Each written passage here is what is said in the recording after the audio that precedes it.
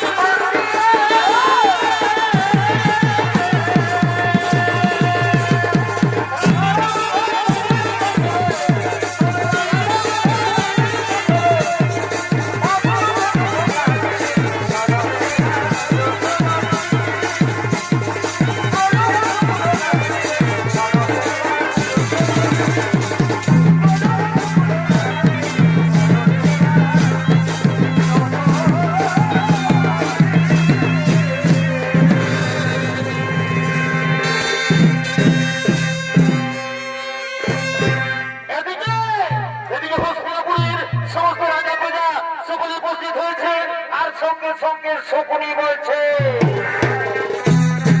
ভাগ্নে দুর্যোধন, ভাগ্নে দুর্যোধন, যা ভাগ্নে যা তুমি সেই পঞ্চপাণ্ডবদের দাসে পূর্ণ করার জন্য এই রাজসভার মধ্যে ডেকে নিয়ে এসো ভাগ্নে। চমৎকার চমৎকার বাবাশ্রী, ঠিক বলেছেন বাবাশ্রী, তাই হবে বাবাশ্রী, তাই হবে। আমি এক্ষুনি সেই পঞ্চপাণ্ডবদের ডাকার ব্যবস্থা করছি। ওরে ভাই দুঃশাসন, তুমি যেখানে থাকো শীঘ্র চলে এসো রাজসভায়। ধৃতরাষ্ট্র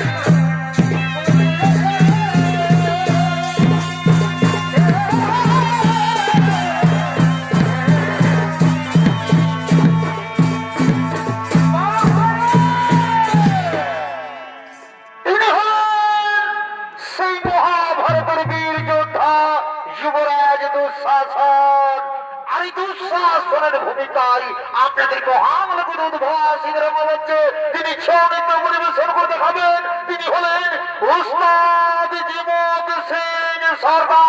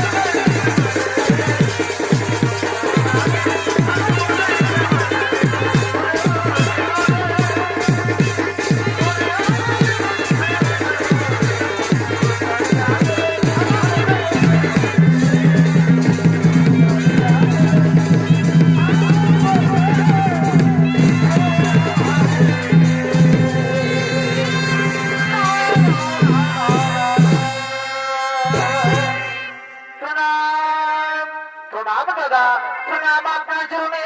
বলুন কি জন্য আমায় ডেকেছে?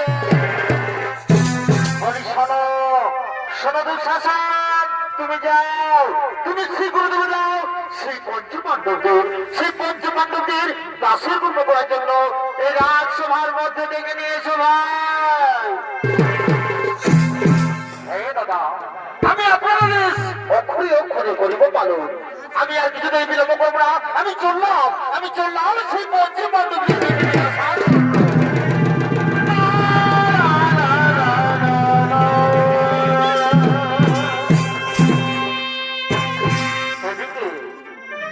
এদিকে সেই বীর পঞ্চপাণ্ডব তারা জুহাই করে দুর্যোধনের নির্দেশে দাসত্ব হয়ে দাসের কর্ম করার জন্য তারা ছুটে চলেছে সেই হস্তিনাপুর রাজসভায় আপনাদের মহান রঙ্গমঞ্চে।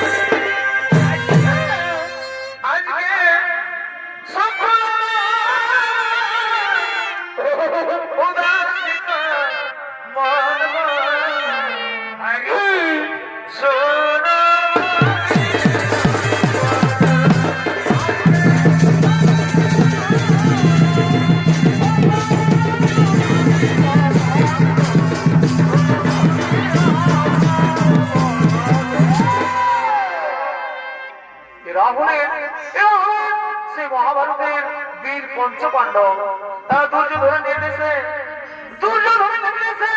দাসের কর্ম করার জন্য সেই হস্তিনাপুর রাজসভার দিকে আগমন করছে।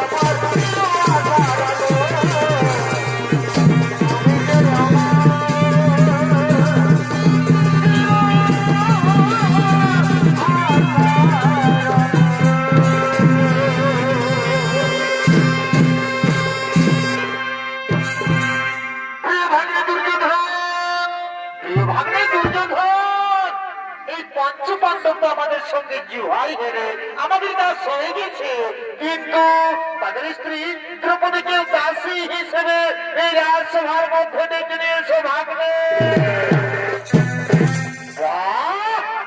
চমৎকার বাবা শ্রী, চমৎকার, ঠিক বলেছেন বাবা শ্রী, তাই হবে বাবা শ্রী, তাই হবে। প্রতিকামে তুমি শীঘ্র চলেছ রাজসভা।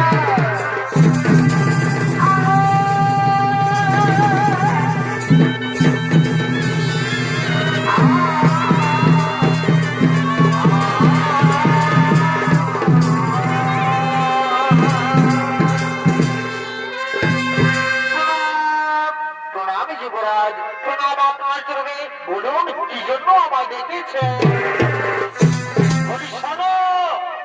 শোনো প্রতিবাদী, তুমি যাও, তুমি শীঘ্র চলে যাও সেই দ্রৌপদীর কাছে, তাকে জানিয়ে দাও, তাকে জানিয়ে দাও যে দুর্যোধন তাকে জুহাই দিতেছে। তাই তুমি আর কিচ্ছুতেই বিলম্ব করো না, তুমি শীঘ্র চলে যাও সেই দ্রৌপদীকে ডেকে নিয়েছো রাজসভায়। এই যুবরাজ, তাই হবে যুবরাজ, আমি চললাম, আমি আপনার কথা মতোই আমি চললাম সেই দ্রৌপদীর কাছে।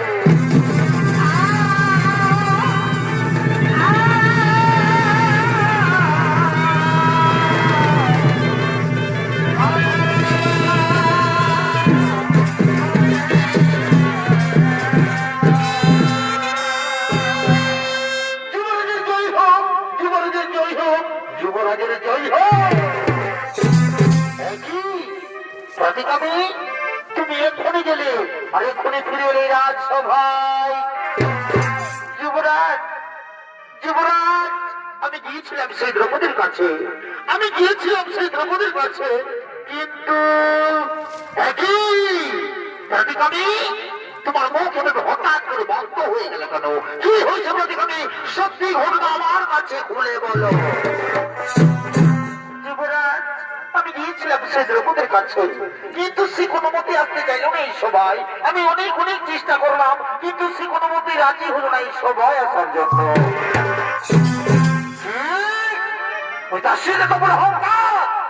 দুর্যোধনের কথা জানতে চাইল না, সে বোধহয় এখনো পর্যন্ত, সে বোধহয় এখনো পর্যন্ত এই যুবরাজ দুর্যোধনকে জানে না। যে দুর্যোধনের কথা অমান্য করে তাকে দুর্যোধন কি শাস্তি দেয়? ভাই দুঃশাসন, তুমি যেখানে থাকো শীঘ্র চলে সবার কাছে।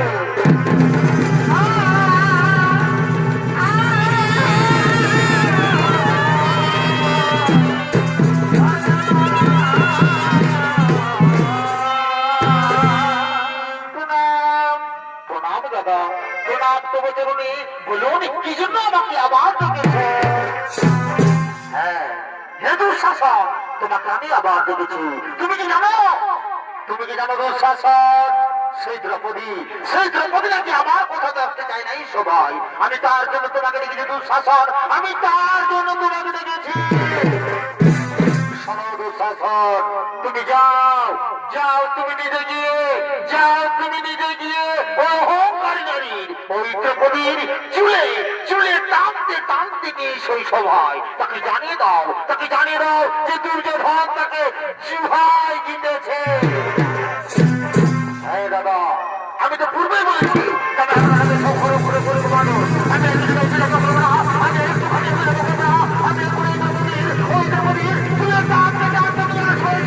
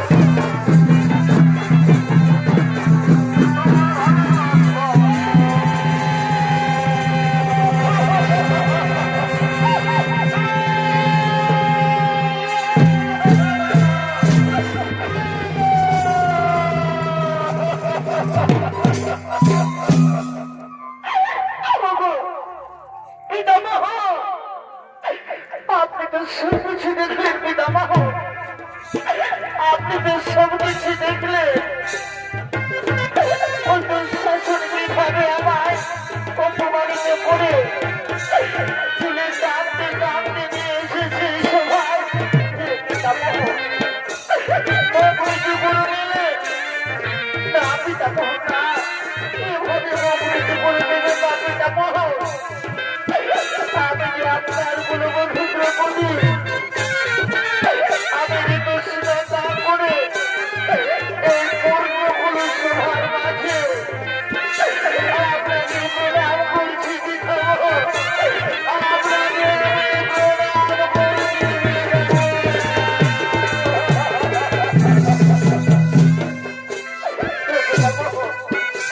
বলুন পিতামহ, আমি কি অপরাধ করেছিলাম?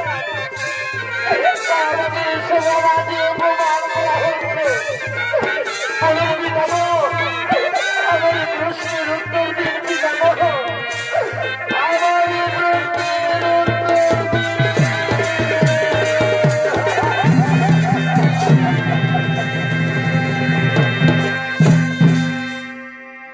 ও বিধিব,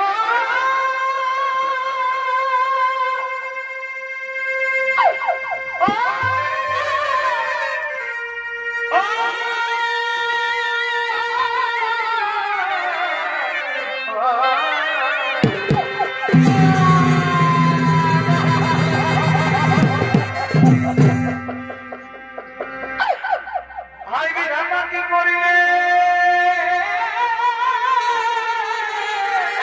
নিষ্ঠুর বিধাতা, কেন এত দুঃখ দিলে?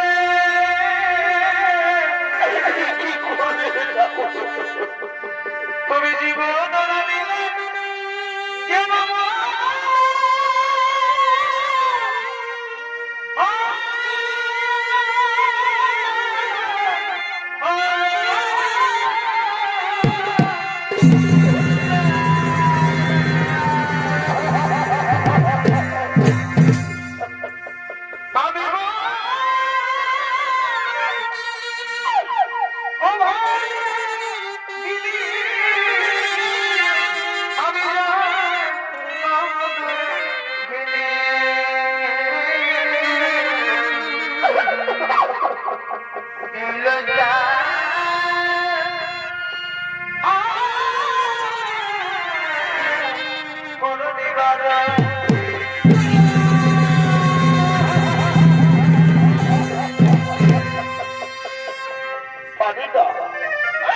আমি অপমান সহ্য করতে আর পারি না। আমি অপমান, এই দুঃখ যন্ত্রণা সহ্য করতে আমি যে আর পারি না।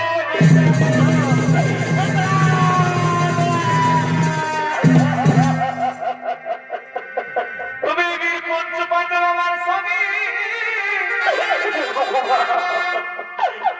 আজকে মুখে সৌরমাই শুনি এই বীর পঞ্চপাণ্ডব আমার স্বামী, আজকে মুখে সৌরমাই শুনি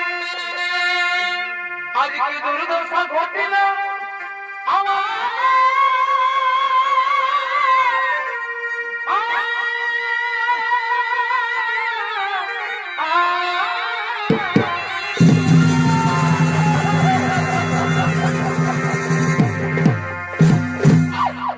তুমি অধিকার এই সবার মাঝে আমি মনে করি না রে, যেই কামার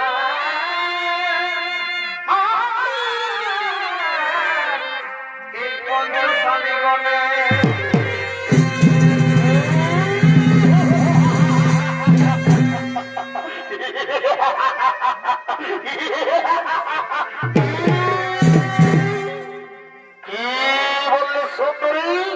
তোমার পঞ্চপাণ্ডব স্বামী? না না না না না না না না না না, শোনো সুন্দরী, তোমার পঞ্চপাণ্ডব স্বামী কি তোমাকে করে ভা করতে পারবে না। কারণ তুমি কি জানো, তুমি কি জানো সুন্দরী, তোমার এই পঞ্চপাণ্ডব স্বামী না আমাদের সঙ্গে জুহাই হেরে আমাদের কাজ হয়ে গেছে। আর জানো সুন্দরী, তোমার এই পঞ্চ পাণ্ডব স্বামী কি করেছে? তোমার এই পঞ্চ পাণ্ডব স্বামীরা আমাদের সঙ্গে জিহাই তোমাকে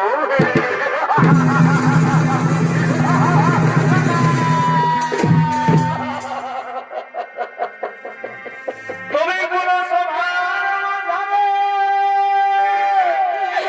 বিষ্ণুর বিধাতা আমার জানে ভগবানে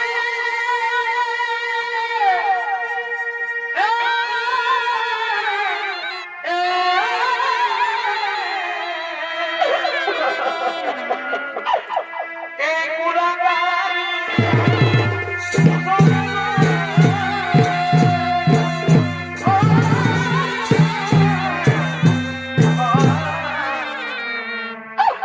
রক্ষা করো মনে রক্ষা করো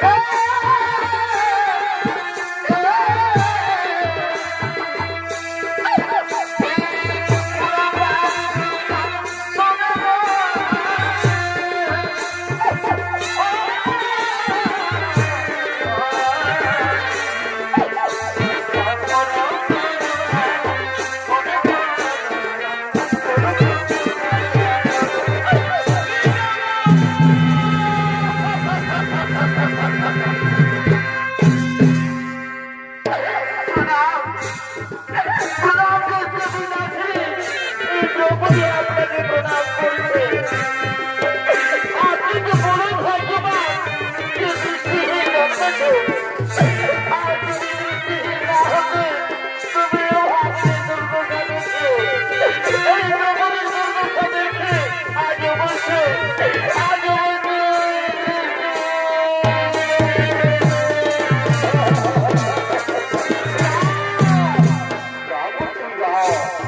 তুমি আমাকে কথা বলো না মন্ত্রী, তুমি আমাকে কিছু বলো না মন্ত্রী, তুমি আমাকে কিছু বলো না। কারণ জানো মন্ত্রী, ওই দুর্যোধন আমাকে কিছু বলেনি এবং ওই যুধিষ্ঠির পাশা খেলার সময় আমাকে কিছু বলেনি। তাই মন্ত্রী সঞ্জয়, তাই মন্ত্রী তুমি আমাকে কিছু বলো না, তুমি আমাকে কিছু বলো না মন্ত্রী, তুমি আমাকে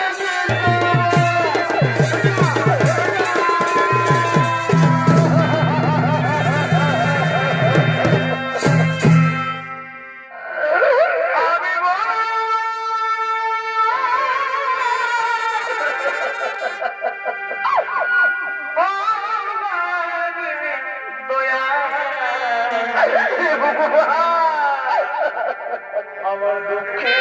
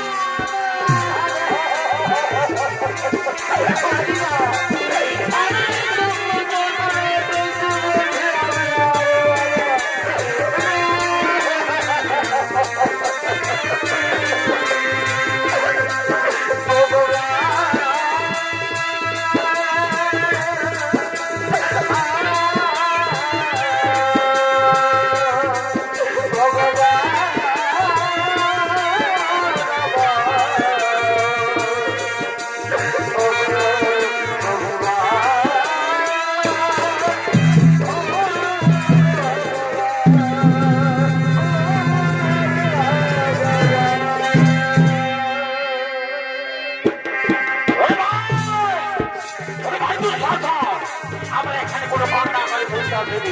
তুমি যাও এই তো প্রতি বস্ত্র চলে তাকে নির্বস্ত্র করে এই সভা মাঠে তাকে উলঙ্গ করে দাও। সাবধান! না ভাই, তুমি শান্ত হয়ে যাও। না, না, না!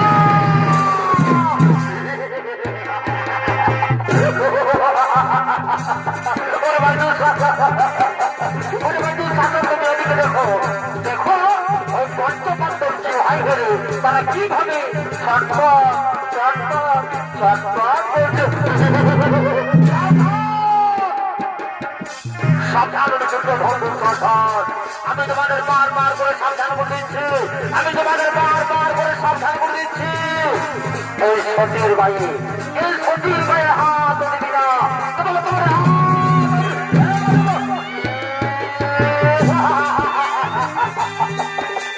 ঠান্ডা পক্ষে বড় কথা আর বলেছিলাম হাত ভেঙে দেবে।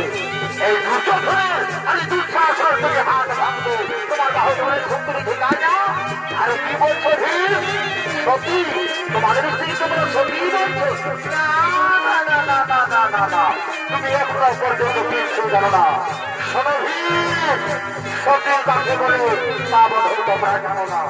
যে নারী 5 স্ত্রী হয়ে থাকে, তাকে কোনোদিনও সতী বলা যায় না। তাকে কি বলে জানো? তাকে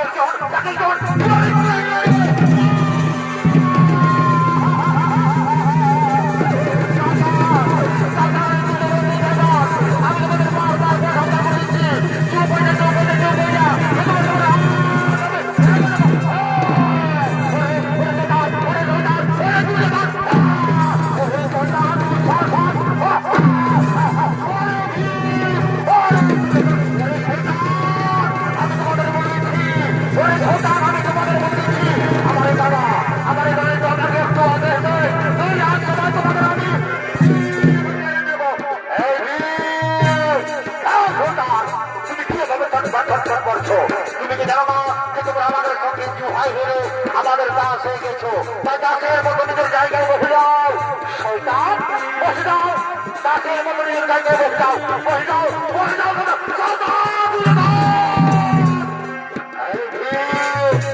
তুমি কি ভেবে ছটপট করছো? তুমি কি জানো না যে তুমি আমাদের সঙ্গে জুহাই হেরে আমাদের দাস হয়ে গেছো, তাই দাসের মতো নিজের জায়গায় বসে যাও। শয়তান আর আমাকে গোদা দেখায়, যাও বসে যাও। আর শোনো দুঃশাসন, তুমি এখন আমার আজ্ঞা পালন করো। তুমি যাও এই দ্রৌপদীর বস্ত্র কিনে তাকে নির্বস্ত্র করে এই সভা মাঝে তাকে উলঙ্গ করে দাও। দেখি আমি তাকে জিহাই দিতেছি, তাকে সভা মাঝে নগ্ন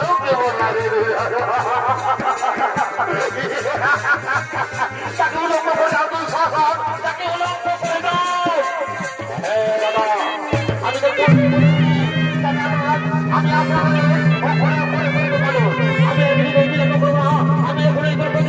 আমি আপনাদের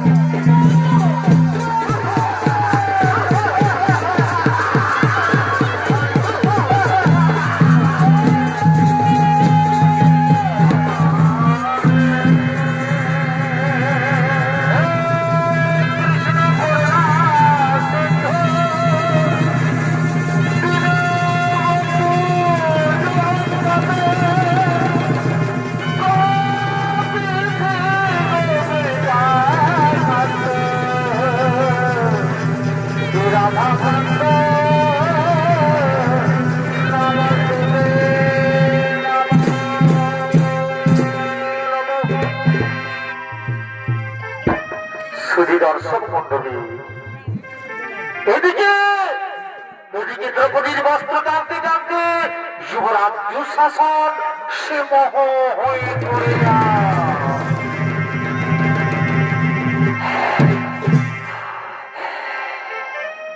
কারণ সত্যযুগের দিন গর্গমণি গঙ্গার জলে স্নান করছিলেন। এমন সময় সে গর্গমণি গঙ্গার জলে স্নান করতে করতে তার গায়ের বস্ত্র জলের মধ্যে ভেসে যায়। সেই সময় গর্গমণি সেই জলের মধ্যে উলঙ্গ অবস্থায় দাঁড়িয়ে রয়েছিলেন। তার বাঁচার কোনো উপায় ছিল না, কিন্তু ভগবানের লীলা। এমন সময় সেখানে দ্রৌপদী উপস্থিত হয়। সেখানে দ্রৌপদী পৌঁছে দেখতে পাই যে গর্গমণি জলের মধ্যে উলঙ্গ অবস্থায় দাঁড়িয়ে রয়েছে। সেই সময় দ্রৌপদী নিজেই তার একখানা বস্ত্র দিয়ে সেই গর্গমণিকে জলের থেকে উদ্ধার করেছিলেন। সেই সময় গর্গমণি এই দ্রৌপদীকে প্রাণ ভরে আশীর্বাদ দিয়েছিলেন। তাই শুধু দর্শক মন্ডলী, তাই সেই শ্রীকৃষ্ণের আশীর্বাদে, তাই শুধু দর্শক মন্ডলী, এদিকে সেই গর্গমণির আশীর্বাদে আজ স্বয়ং নারায়ণ এসে, আজ স্বয়ং কৃষ্ণ ভগবান এসে দ্রৌপদীকে বস্ত্র দিয়ে তার লজ্জা নিবারণ করেছে।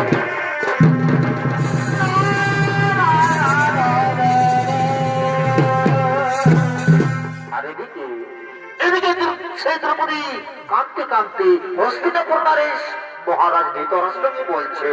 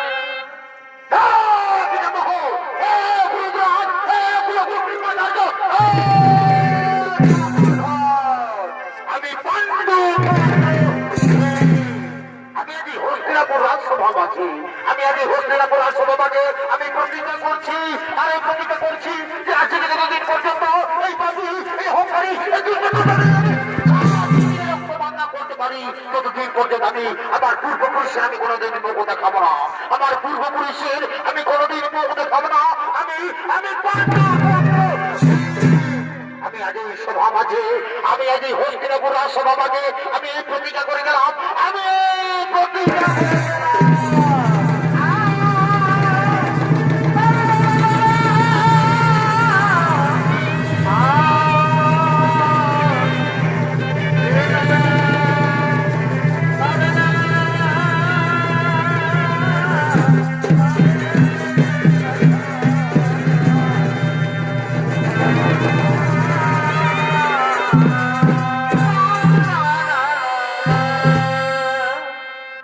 দর্শক মন্ডলী।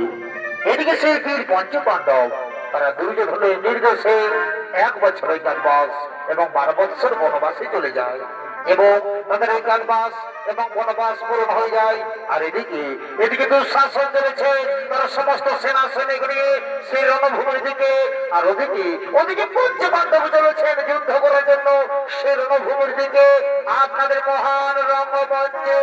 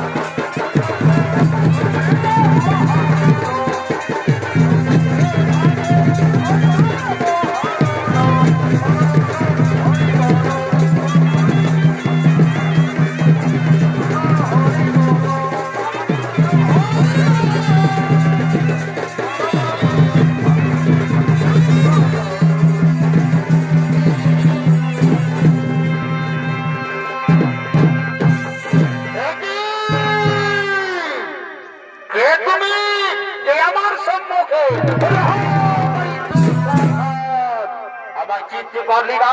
আমি ও কে ভীম? আচ্ছা আচ্ছা, ওরে ভীম, আমি রণভূমিতে না তোমাকে এদিকে ওদিকে খুঁজে বেড়াচ্ছিলাম। আমি অন্য ভেবেছিলাম যে তুমি রণভূমি ছেড়ে তোমাদের দ্রৌপদী চুলের মধ্যে তুমি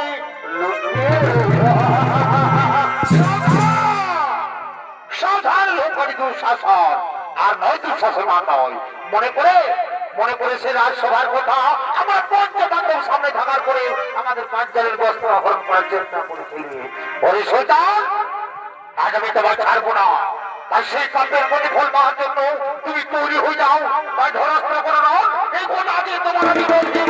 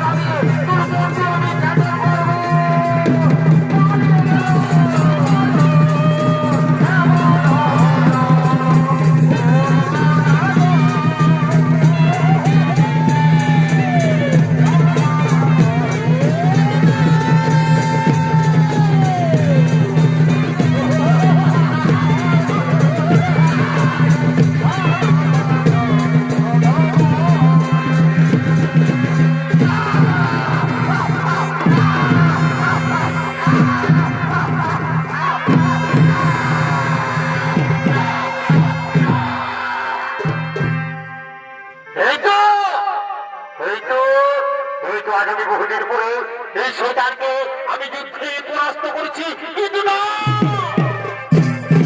কিন্তু না না না না আজ আমি আমার বহুদিনের প্রতীক আমি পালন করবো। এই শয়তানের ছাতি কিনে আমি রক্ত পান করবো, আমার প্রতীক আমি পালন করবো। ওরে শয়তান, আজ আমি তোমার ছাতি কিনে রক্ত পান করবো। ওরে শয়তান, ওরে শয়তান, ওরে শয়তান।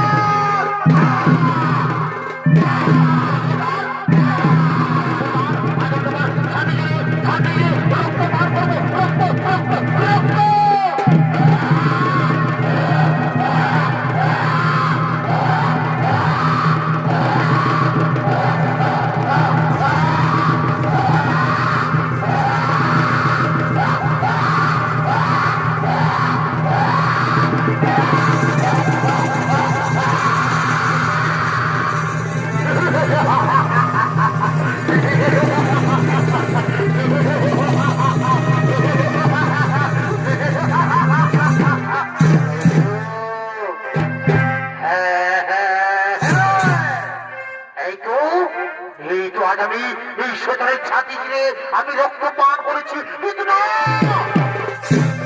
আমি তো আমার প্রতিজ্ঞা পালন করেছি, কিন্তু আমার আরেকটি প্রতিজ্ঞা রয়েছে। সেই প্রতিজ্ঞা হলো আমাদের পাঞ্চালী, আমাদের দ্রৌপদী রাজসভায় প্রতিজ্ঞা করেছিল যে দুষ্ট দুঃশাসনের রক্ত দিয়ে তার কেস ধৌত করবে, কিন্তু না কিন্তু না না না আমি একটুখানিও বিলম্ব করবো না। এই সেখানে ছাতি দিনে আমি রক্ত নিয়ে যাবো সেই দ্রৌপদীর কেস ধৌত করার জন্য। আর আমি শীঘ্রই আমাদের দ্রৌপদীর প্রতিজ্ঞা আমি পালন করবো। এই সেখানে ছাতি দিনে নিয়ে যাবো সেই রক্ত নিয়ে যাবো সেই দ্রৌপদীর কেস ধৌত করার জন্য। ওরে শয়তান, ওরে